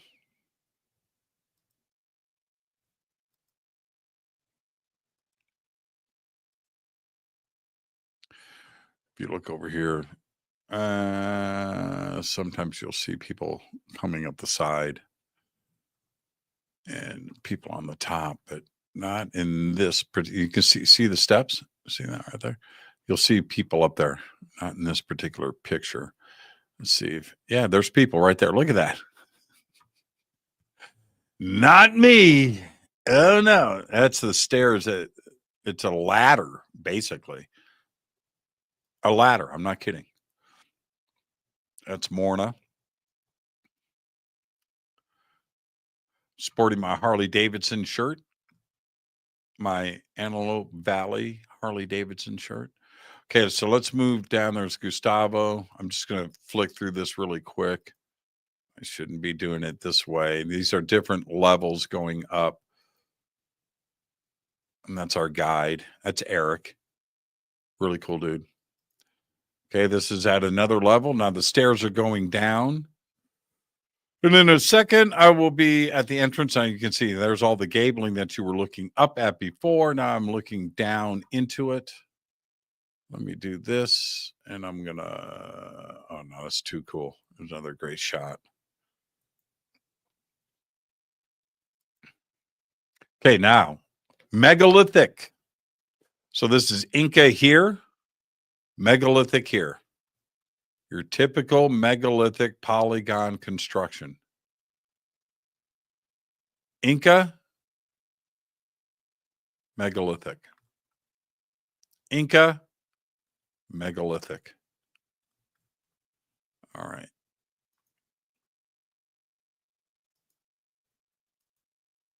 This is the megalithic square. I've got a bunch of shots here of all of us. It's the selfies from everybody on the tour. Everybody's in here. Family for life, man. Just a great bunch of people. This is as we are exiting. Yeah, the movies aren't showing up. I don't know why they might be in a different section of the folder. There's a llama. There's Mia. This is us exiting.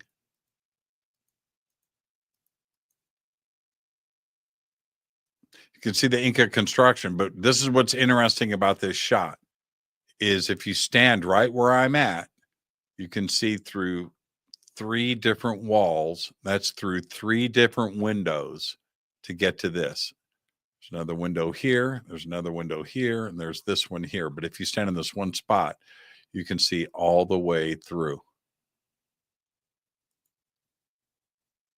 That is cool.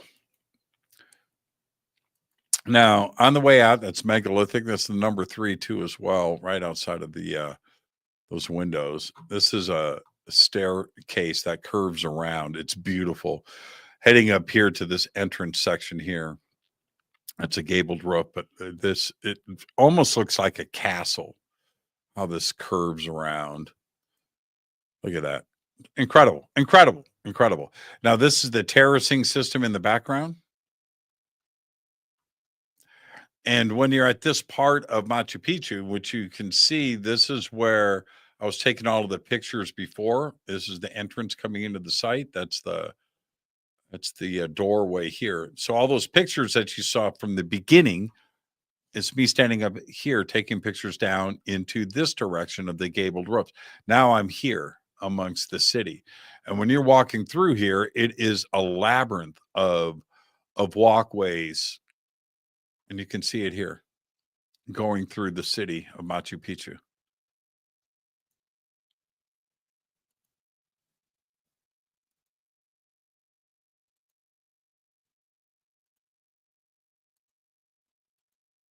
This tree. I just had to take a picture of it. Okay, so this is the megalithic. I took this shot for a reason. That's the megalithic town square. Look at the construction of what's going on here. That's one piece of stone to form the bottom of this window. You see that? Now, this is from the opposite side. From the inside of the town square, it looks like 3 giant windows. This is all megalithic. Look at this. Look at that stone. How that's cut. Right? Look at the lentils above. Does that look like the portals that we've been looking at? Right? It certainly does, doesn't it?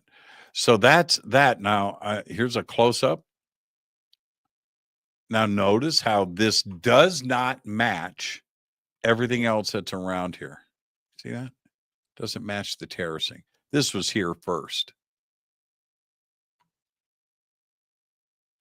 That's totally separate from everything else that you're looking at here is this. There's a close-up on a different lens because I wanted the resolution. Look at that.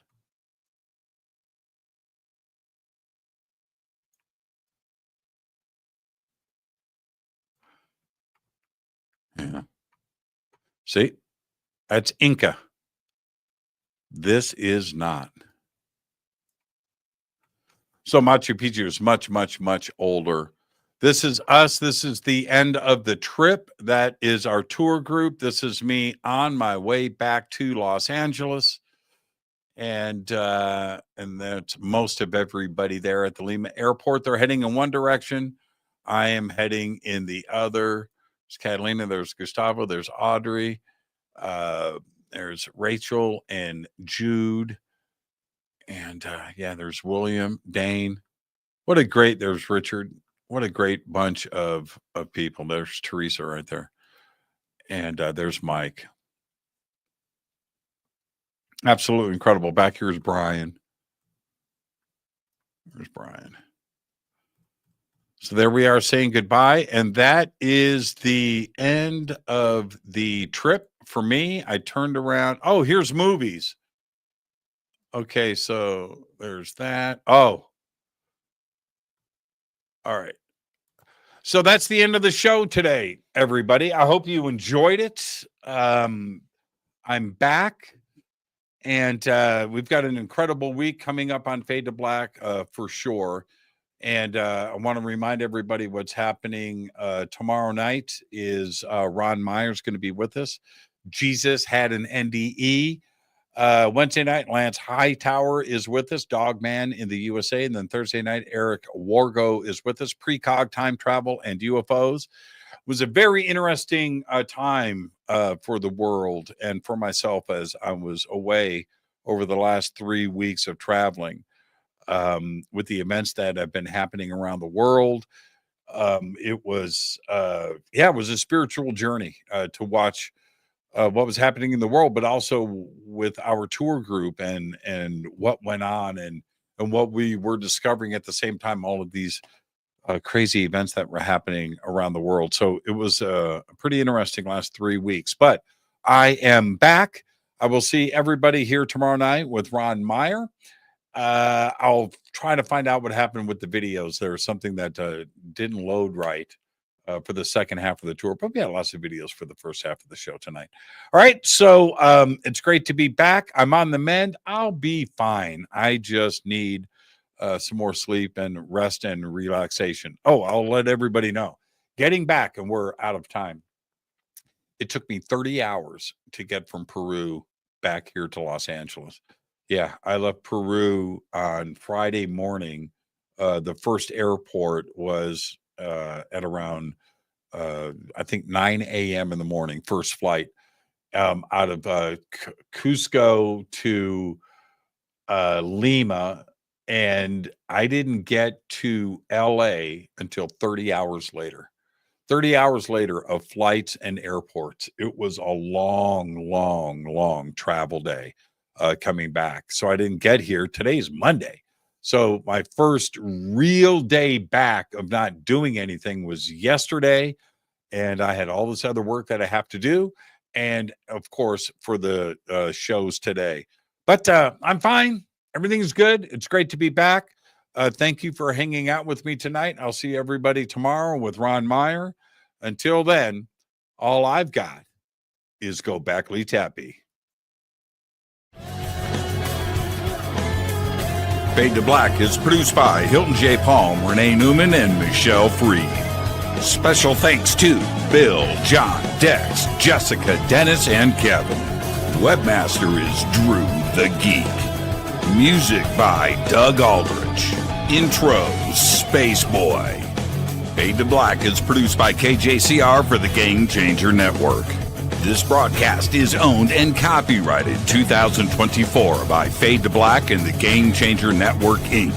It cannot be rebroadcast, downloaded, copied, or used anywhere in the known universe without written permission from Fade to Black or the Game Changer Network.